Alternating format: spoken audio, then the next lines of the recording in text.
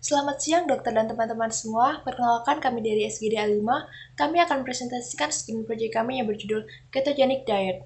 Berikut ini merupakan anggota dari SGD kami.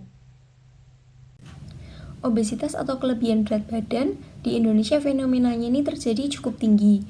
Dan pada tahun 2013 terdapat sekitar 14,8% dan pada tahun 2018 terdapat sebanyak 21,8% sehingga jumlahnya meningkat.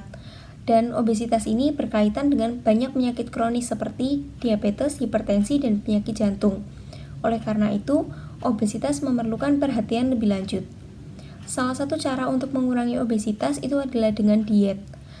Diet itu merupakan kebiasaan makan dan minum yang biasa dikonsumsi oleh seseorang dari hari ke hari. Salah satu contoh dari diet adalah ketogenic diet, yaitu diet tinggi lemak, rendah karbohidrat, dan jumlah proteinnya memadai. Untuk ketogenic diet ini tidak boleh dilakukan pada seseorang yang mempunyai penyakit pankreatitis, gagal hati, dan gangguan metabolisme lemak. Untuk efek jangka pendeknya sendiri itu adalah mual, muntah, dan sakit kepala, sedangkan efek jangka panjangnya itu adalah batu ginjal, serta defisiensi mineral dan vitamin. Oleh karena itu, di sini kami akan membahas lebih lanjut mengenai diet ketogenik. Untuk rumusan masalah, yaitu apa yang dimaksud dengan ketogenic diet, bagaimana epidemiologi dari ketogenic diet, apa tujuan dan manfaat dari ketogenic diet, apa efek samping dari ketogenic diet, apa saja hal-hal yang harus diperhatikan dalam melaksanakan ketogenic diet, apa saja saran bagi orang yang akan melaksanakan ketogenic diet, serta apa saja menu makanan dari ketogenic diet. Baik, saya untuk melanjutkan pertemuan bersama anak-anak periksa dengan unit ke-96. Jadi untuk tujuan yang pertama untuk mengetahui definisi dari ketogenic diet, kemudian yang kedua untuk mengetahui epidemiologi dari ketogenic diet, kemudian yang ketiga mengetahui tujuan dan manfaat dari ketogenic diet, kemudian yang keempat mengetahui efek sampingnya, yang kelima mengetahui hal yang harus diperhatikan dalam ketogenic diet, kemudian yang keenam mengetahui saran dalam melaksanakan ketogenic diet, kemudian yang terakhir untuk mengetahui menu makanan ketogenic diet. Untuk manfaat, bagi mahasiswa, student project ini dapat digunakan sebagai sumber pembelajaran dalam meningkatkan pemahaman mengenai ketogenic diet. Bagi pembaca, student project ini dapat menjadi sumber informasi tambahan untuk menambah wawasan mengenai ketogenic diet dan cara melaksanakan ketogenic diet yang aman. Perkenalkan, saya Coko Resi Kesadewi dengan 3 digit yang terakhir 029. Di sini saya akan menjelaskan tentang definisi dan juga deskripsi dari diet ketogenik. Jadi diet ketogenik merupakan terapi pola makan yang mengandung karbohidrat sangat rendah, 20 hingga 50 gram per hari, cukup protein dan tinggi lemak untuk menginduksi keadaan ketogenik dalam metabolisme manusia. Asupan makronutrien di dalam diet ini sebesar 5 hingga 10% dari karbohidrat, 30 hingga 35% dari protein, dan 55 hingga 60% dari lemak. Dalam diet ini tidak ada pembatasan asupan lemak sehingga dapat mengurangi nafsu makan dan asupan kalori yang mengakibatkan terjadinya penurunan berat badan. Setelah kekurangan karbohidrat dan habisnya penyimpanan glikogen, maka tubuh manusia akan mengalami perubahan metabolisme untuk menyediakan energi bagi tubuh melalui gluconeogenesis dan ketogenesis. Penggunaan diet rendah karbohidrat dapat mempertahankan gluconeogenesis selama 3 hari. Selain itu, diperlukan tambahan energi untuk memenuhi kebutuhan metabolisme tubuh dan juga otak. Disinilah proses pembentukan keton atau ketogenesis sangat penting untuk digunakan oleh sel mitokondria dan juga otak sebagai sumber energi utama. Pada ketogenesis, tubuh manusia akan mulai meningkatkan keton yang dihasilkan dari lemak sebagai sumber energi alternatif untuk menggantikan glukosa. Kondisi inilah yang menyebabkan terjadinya penurunan berat badan karena terjadinya lipolisis yang terus berlanjut. Perkenalkan, nama saya Putu Angga Prawira Sudaputra dari Mendagri 204. Baik, di sini saya akan menjelaskan tentang epidemiologinya. Jadi diet ketogenik ini merupakan pola makan yang terdiri dari diet tinggi lemak, cukup protein, serta rendah karbohidrat dengan persentase kalori 80% dari lemak, 15% protein, dan 5% karbohidrat. Nah, selama hampir 100 tahun, diet tersebut telah digunakan untuk pengobatan epilepsi. Namun saat diet ketogenik ini dapat digunakan sebagai terapi non-farmakologi pada epilepsi, kanker, disfungsi mitokondria, stres oksidatif, cedera otot yang parah, atau traumatis. Sekian, terima kasih. Perkenalkan, nama saya Gusti Alimba Penyandari, 3 digit terakhir 242. Selanjutnya adalah tujuan dan manfaat. Jadi diet ketogenik ini sendiri adalah diet yang menjadikan lemak sebagai sumber utama, energi utama untuk tubuh. Untuk tujuannya sendiri yaitu agar tubuh itu berada dalam kondisi ketosis atau tubuh menghasilkan zat keton yang berasal dari pencernaan lemak sebagai energi. Untuk manfaatnya bisa digunakan untuk menurunkan berat badan, untuk terapi diet untuk kanker, Alzheimer, inflamasi, stres oksidatif, gangguan pergerakan, dan juga cedera otak parah. Perkenalkan, nama saya Komar Sabina Dwarsa dengan 3 digit email 219. Jadi dalam proses diet ketogenik itu, efek yang ditimbulkan tidak selalu bersifat positif, di mana penelitian menunjukkan bahwa dalam proses berlangsungnya diet ketogenik terdapat beberapa efek samping. Efek samping ini dibagi menjadi dua, yaitu short term effect dan long term effect. Di mana untuk short term effect sendiri dari diet ketogenik itu mengalami gejala seperti misalkan keto flu yang terdiri dari pusing, kepala terasa ringan, lemas, kesulitan beraktivitas, kurang tidur.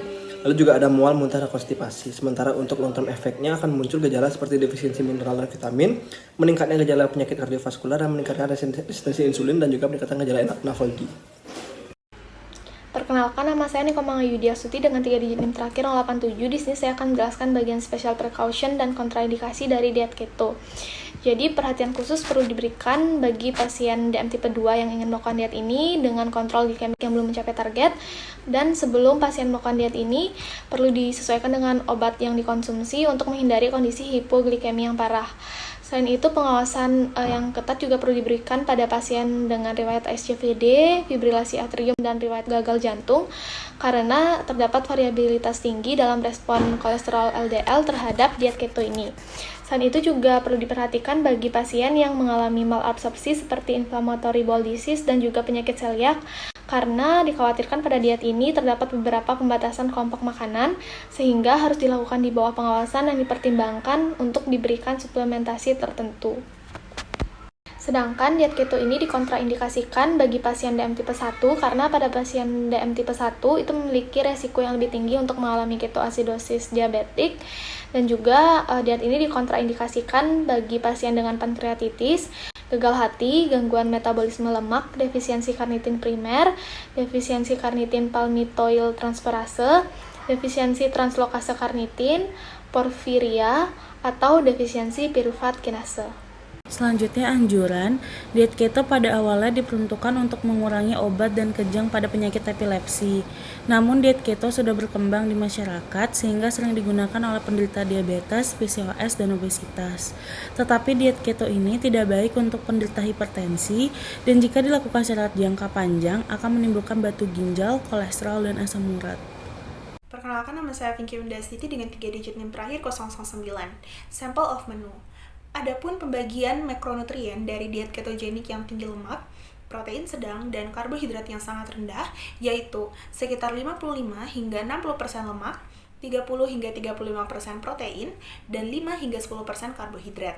Khususnya, bila diet 2000 kilokalori per hari, maka jumlah karbohidrat sekitar 20 hingga 50 gram per hari. Saya Azhar Rovana dengan NIM 3 digit terakhir 241.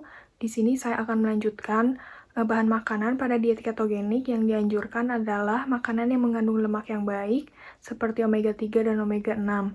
Contohnya adalah ikan salmon, alpukat, biji-bijian, serta kacang-kacangan. Penggunaan minyak juga lebih disarankan menggunakan virgin coconut oil dan almond oil. Mengurangi penggunaan mentega, santan, serta olahan keju karena mengandung lemak jenuh yang tinggi. Ya, saya Ivana Jaita Damayanti dengan 3 digit NIM terakhir 052 akan membacakan kesimpulan dari Student Project pada kali ini. Pertama, diet ketogenik merupakan terapi pola makan dengan kandungan karbohidrat yang rendah, cukup protein, dan tinggi lemak untuk menginduksi keadaan ketogenik dalam metabolisme. Kedua, diet ketogenik banyak diterapkan sebagai terapi non-farmakologi pada pasien dengan penyakit seperti epilepsi, kanker, cedera otak parah, maupun diabetes mellitus.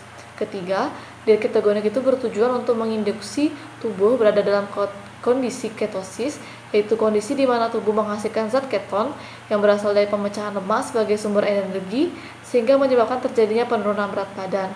Keempat, efek samping yang ditimbulkan oleh diet ketogenik yaitu seperti keto flu, konstipasi, defisiensi mineral dan vitamin, serta meningkatnya gejala kardiovaskular. Kelima, hal-hal yang perlu diperhatikan pada diet ketogenik yaitu diet ketogenik dikontraindikasikan pada pasien dengan penyakit seperti pankreatitis, gagal hati, dan gangguan metabolisme. serta pada pasien dengan penyakit tertentu seperti diabetes mellitus, malabsorpsi, HSCVD, dan memiliki riwayat gagal jantung. Yang menerapkan diet ketogenik itu memerlukan perhatian khusus untuk menghindari kondisi yang tidak diinginkan.